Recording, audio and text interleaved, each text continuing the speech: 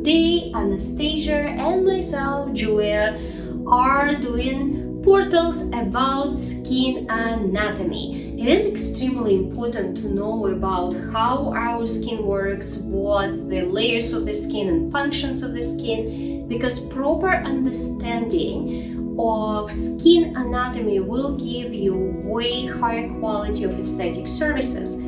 As aestheticians, everything we do, we are affecting the skin, we're affecting different layers of the skin. So that knowledge will help you to choose proper treatment for different clients, knowing the results. So what is skin anatomy? What layers of the skin are we even talking about, Anastasia?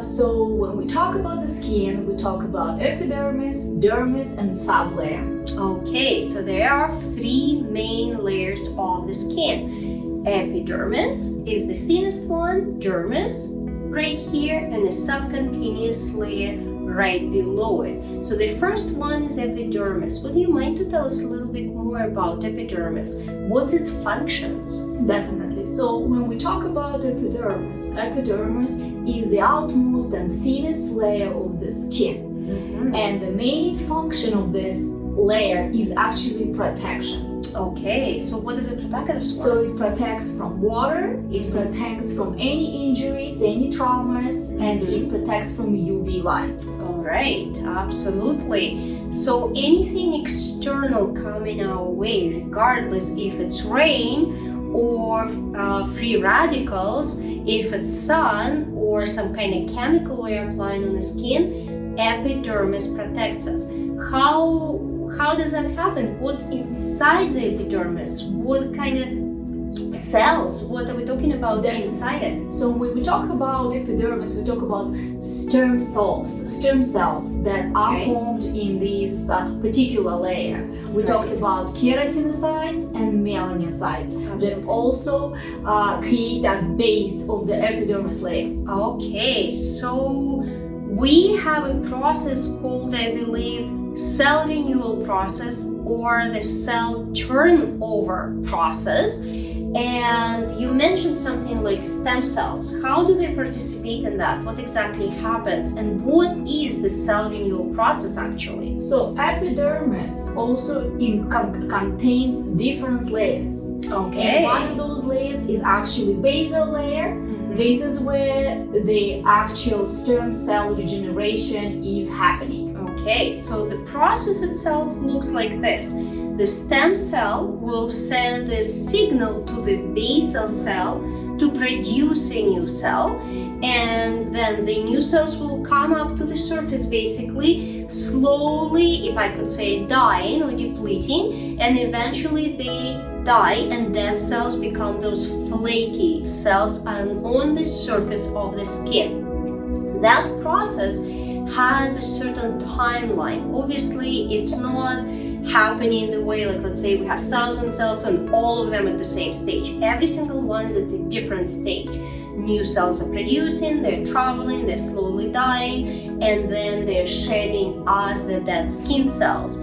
But that process actually slows down with our age. So when we are born as babies, I believe it's 5 to 10 days, right? What about teenagers and young adults? What are their... It goes from 14 to 27 days and then up to 72 when we becoming older. Absolutely. So it's really neat to know that. That's why our babies have such a nice, cute, plump cheeks, right? That process is only 5 to 10 days.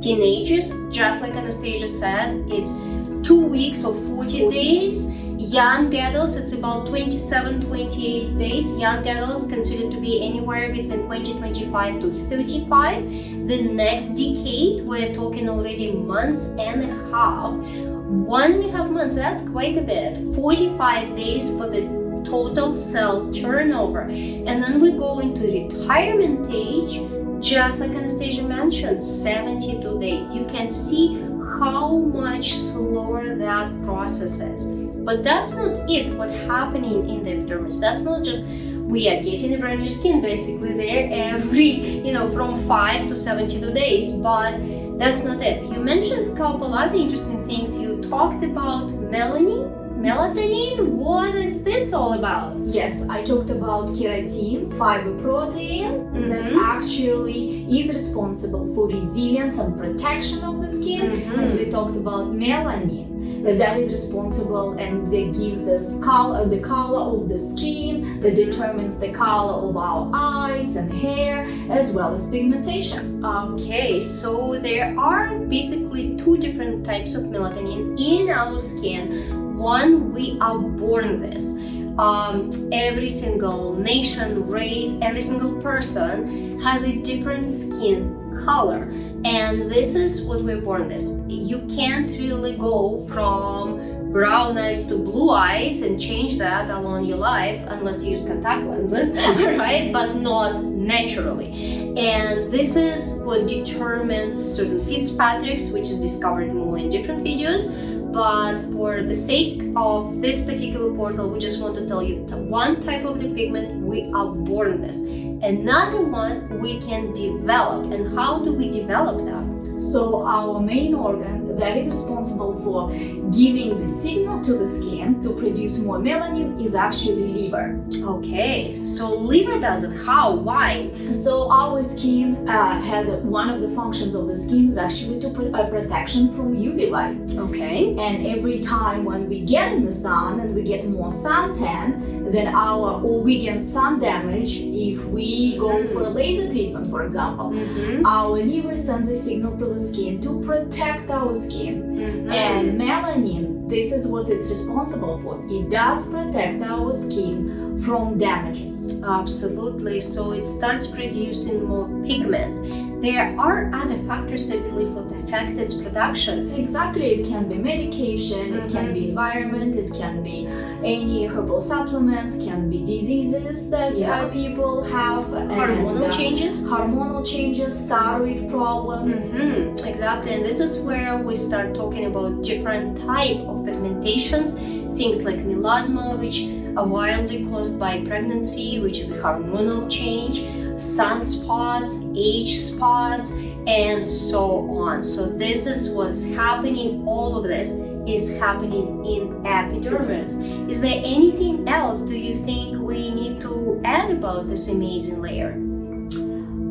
Epidermis is also contains from the fibers. Yes. That's also very important, and keratinocytes, I believe they're called. Keratinocytes. That's right. Keratinocytes that, like I said, fiber proteins that are responsible for resilience and protection of the skin. Okay. As well as protect our skin from water and any damages and trauma. Okay, that's what happens. Okay, awesome. Thank you so much. This was a part 1 of the skin anatomy. We will see you in the next portal and talk more about dermis.